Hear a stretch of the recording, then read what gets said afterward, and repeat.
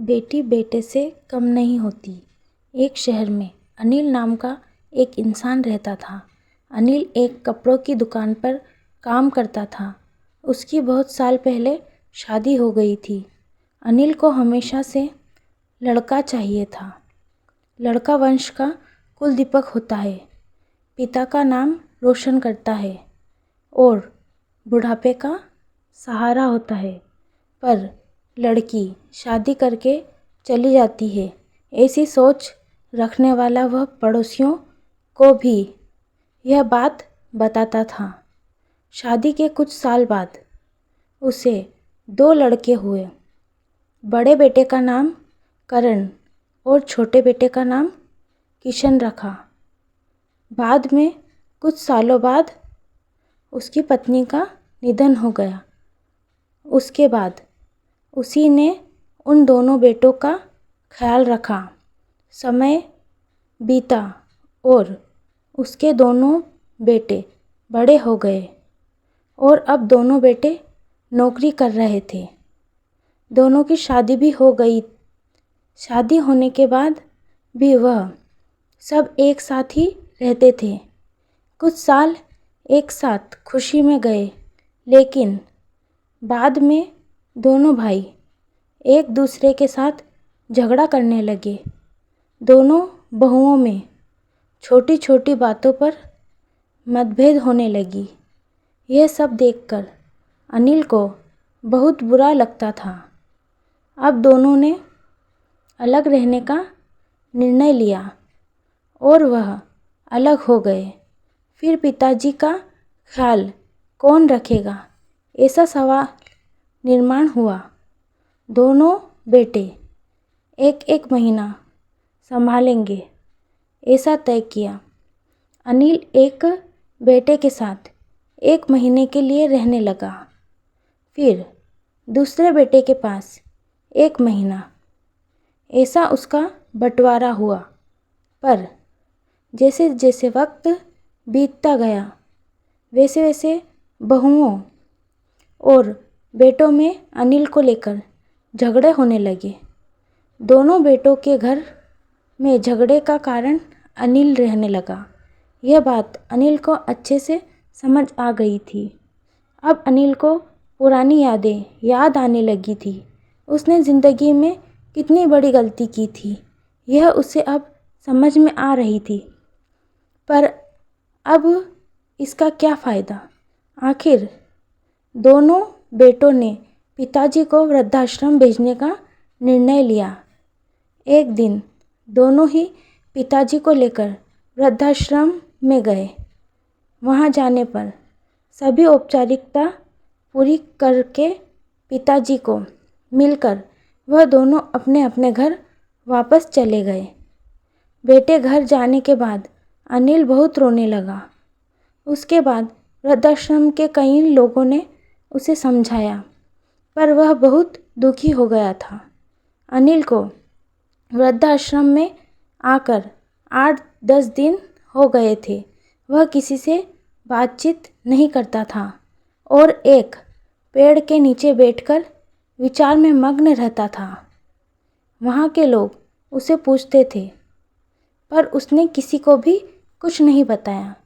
कुछ दिनों में वह एक व्यक्ति से थोड़ा बहुत बोलने लगा। बाद में दोनों की अच्छी दोस्ती हो गई। एक दिन वह दोनों बैठे थे, तब वह व्यक्ति अनिल को अपनी कहानी बताने लगा। वह बोला कि मुझे एक ही बेटा है।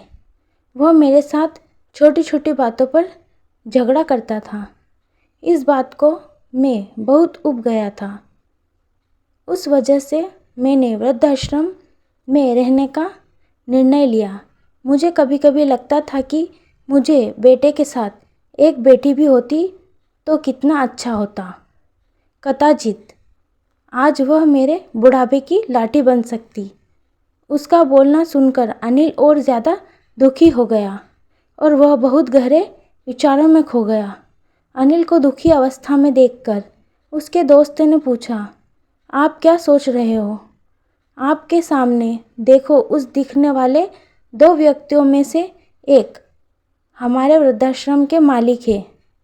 उनका नाम कैलाश सेठ है और दूसरी उनकी बेटी है, उसका नाम आराध्या है। वृद्धाश्रम का सारा काम उनकी बेटी संभालती है। कैलाश सेठ इनको एकमात्र बेटी थी। बेटी माँ और पिताजी से बहुत प्यार करती है, उतना ही प्यार वह वृद्धाश्रम के हर एक व्यक्ति से करती है। अनिल सिर्फ उसकी तरफ देखते ही रह गया और उसका मन और भी ज़्यादा दुखी होने लगा। रात होने लगी थी। हर एक वृद्ध अपने अपने रूम में जाने लगे।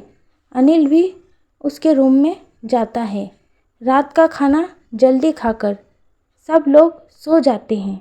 अनिल को उसका भूतकाल याद आता है। अनिल की शादी होने के बाद उसे पहली बेटी हुई थी। उस वक्त उसे बहुत गुस्सा आया था। पत्नी के मना करने के बाद भी गुस्से में उसने बेटी को उठाया और दूर जाकर उसे वहाँ छोड़ आया। पर अब पश्चाताप करने के सिवाय रास्ता भी नहीं था। अनिल को रात भर नींद नहीं आई। दूसरे दिन वृद्धाश्रम में एक छोटा सा प्रोग्राम था। हर एक जन जल्दी उठता है और अपने अपने काम में लग जाते हैं। दोपहर का सब लोग हॉल में एकत्रित हुए। कैलाश सेठ और आराध्या भी आए हैं। वहाँ पर प्रोग्राम चालू था। तब कैलाश सेठ का ध्यान 2-3 बार अनिल की तरफ गया। अनिल उनको बहुत उदास बैठा हुआ दिखा। उनको लगता है कि शायद उसकी तबीयत अच्छी नहीं होगी। प्रोग्राम ख़त्म होने के बाद वह अनिल से बात करने के लिए उनके पास जाते हैं। वह अनिल के दुखी होने का कारण पूछते हैं। तभी अनिल बहुत रोने लगता है और थोड़ी देर बाद वह अपनी पूरी कहानी उनको बताता है कि मुझे भी पहली बेटी हुई थी, पर मुझे बेटी नहीं चाहिए थी, इसलिए मैं गुस्से में आकर उसे छोड़ कर आया। आज जब मैंने आपको आपकी बेटी के साथ देखा तो तभी मुझे समझ आया कि बेटी कितना प्यार करती है।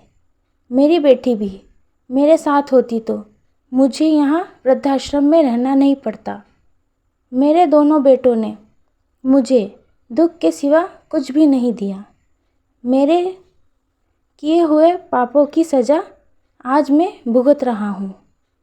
अनिल की सब बातें सुनकर कैलाश सेठ को मन में बहुत दुख हो रहा था। दुखी होकर वो अनिल को बोलते हैं कि यह मेरी बेटी नहीं है, मुझे यह नदी किनारे मिली थी। मैं उसे घर ले आया और बहुत प्यार से बड़ा किया। मैं और मेरी पत्नी उससे बहुत प्यार करते हैं और वह हम दोनों से भी उतना ही प्यार करती है। पूरी कहानी सुनने के बाद अनिल बोलता है कि मैंने मेरी बेटी को भी नदी के किनारे मंदिर के पास छोड़ा था। यह सुनकर कैलाश सेठ को थोड़ा गुस्सा आया और वह वहाँ से निकलने ही वाले थे। तभी उसी वक्त वह अनिल को पूछते हैं, आपकी बेटी का बर्थ मार्क वगैरह आप बता सकते हो क्या? अनिल ने तुरंत जवाब दिया, हाँ बता सकता हूँ। उसके बाएं हाथ पर और पैर पर एक एक उंगली ज़्यादा थी।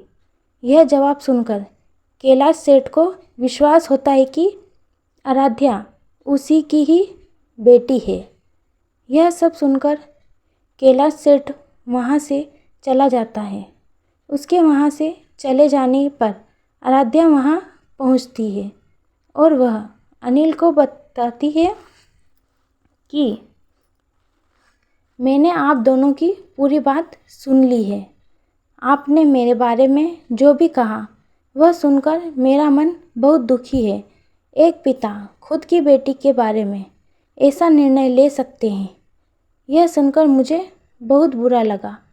आपने जो भी किया वह बहुत गलत था। आपने मुझे बेटी बोलने का अधिकार खो दिया है। मैं आपकी बेटी होकर भी आप मुझे रास्ते पर छोड़कर चले गए थे। और मैं उनकी बेटी न होते हुए भी उन्होंने मुझ पर जान निछावर कर दिया। इसलिए वही मेरे सच्चे पिता है। आप इस वृद्धाश्रम में रह सकते हैं, पर आज आपने उनके सामने जो बोला है वह फिर कभी भी उनके सामने मत बोलिएगा, क्योंकि आज तक मैंने उनको इतना दुखी कभी भी नहीं देखा।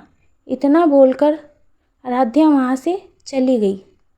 अनिल सिर्फ आंखों में आंसू लाकर उसकी तरफ देखता रह गया और अपने नसीब को दोष देता रहा। दूसरे दिन सुबह किसी को भी ना बताते हुए अनिल वृद्धाश्रम छोड़कर चला गया।